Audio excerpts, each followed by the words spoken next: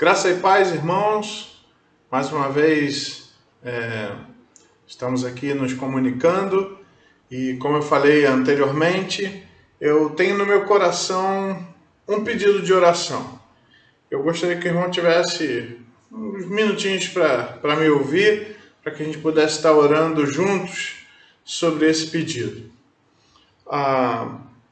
Nós estamos vivendo um momento grave, um momento difícil. Eu estou aqui na igreja, como vocês estão vendo, passando para cá. É uma cidade absolutamente diferente da cidade de Santos, que a gente conhece. Está tudo bem vazio, alguns comércios abertos e tudo. Nós sabemos que essa pandemia, essa doença, ela é real. Nós sabemos que realmente existe esse vírus que está matando gente. Nós sabemos que temos que ser cuidadosos, prudentes, precisamos tomar cuidado.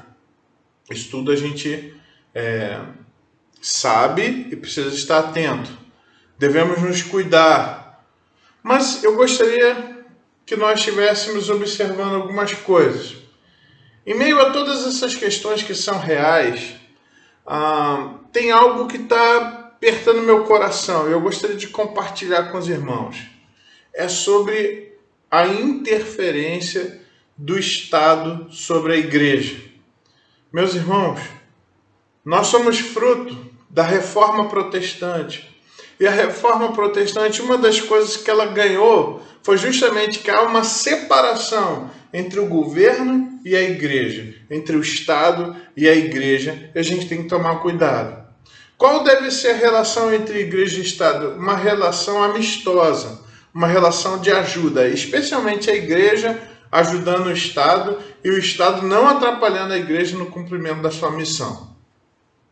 E nesse ponto o crente ele tem um desafio entre estar vivendo esse equilíbrio de sempre procurar obedecer, ser sujeito às autoridades, sabendo que toda autoridade procede de Deus, mas tendo esse entendimento de que a autoridade humana ela tem um limite. Esse limite é quando choca com a autoridade da palavra de Deus.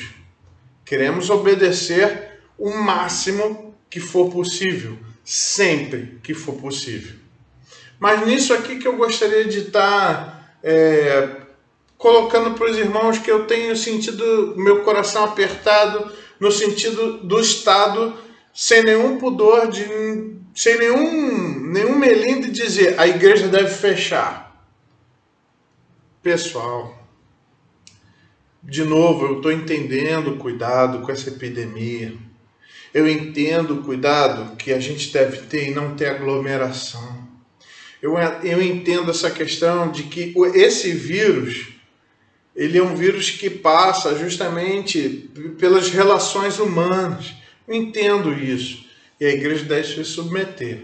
Deve tomar esse cuidado, deve se preservar, até mesmo pelo bom cuidado que a gente deve ter em relação às autoridades. Mas aquele texto de Mateus, que a gente já falou outras vezes, Mateus capítulo 10, diz o seguinte: quando o Senhor Jesus Cristo está enviando as pessoas até o mundo, diz assim: eis que eu vos envio como ovelhas para o meio de lobos.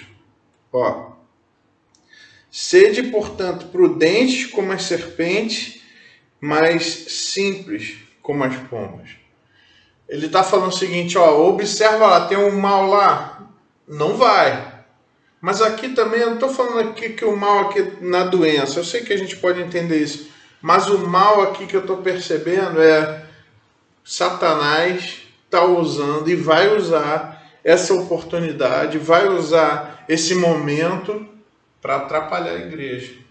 Vai usar esse momento para poder impedir a igreja de avançar. E a gente já está sentindo isso, gente. A gente já está sentindo isso. Todas as nossas reuniões aqui, você vê aqui o nosso quadro aqui. Olha, a gente teve que apagar um monte de coisa. Não vai dar para fazer congresso, não vai dar para fazer um monte de coisa. Aqui desse lado aqui eu tenho a minha agenda, está em branco. Não vou poder mais ter discipulado que eu tinha. Não vou mais poder ter os encontros que eu tinha, as reuniões que eu tinha. Vamos fazer um monte de coisa, porque a igreja não vai parar. Nós vamos fazer tudo virtual, vamos bolar alternativas. Mas já foi um atraso.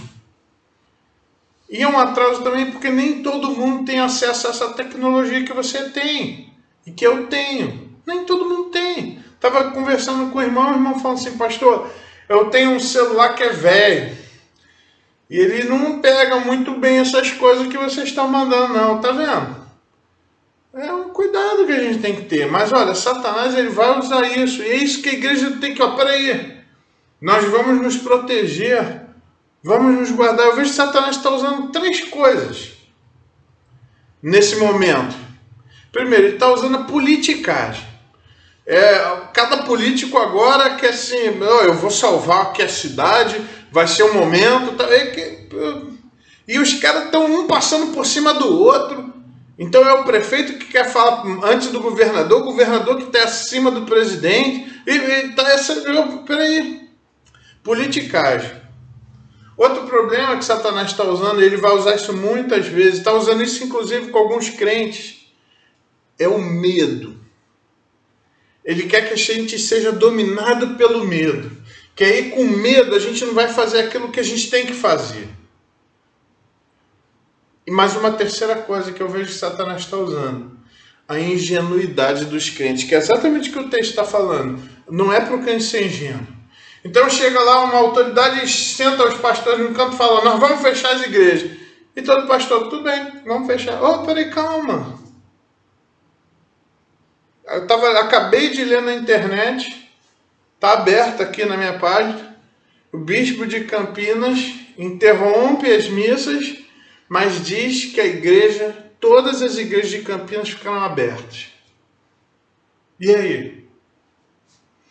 A gente estava, até algum tempo atrás, o pessoal estava querendo discutir se a gente poderia ou não fazer a gravação. A gente vai fazer a gravação aqui no templo.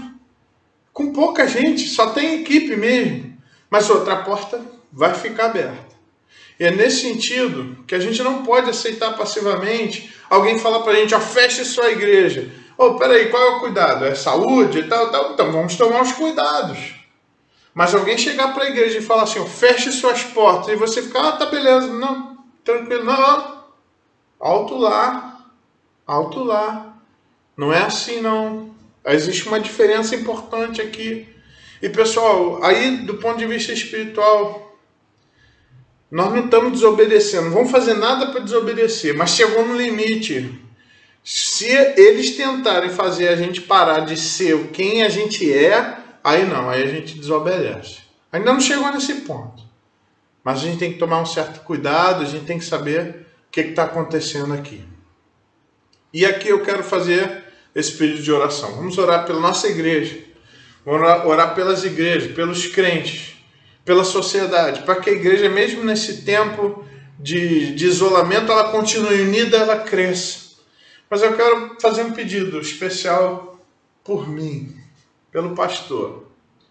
Meus irmãos, hoje é sábado, minha família está em casa, estão protegidos, eu estou aqui na igreja também para servir a igreja. Hoje a gente já liberou cesta básica, já fizemos atendimento, já resolvemos um monte de coisa. Estou tomando todos os cuidados, não estou recebendo pessoal aqui, não estou fazendo isso no meu gabinete. Entregamos a cesta básica, eu levei lá fora, tá? Mas eu peço oração, sabe por quê? Porque eu não vou sair da igreja, do templo.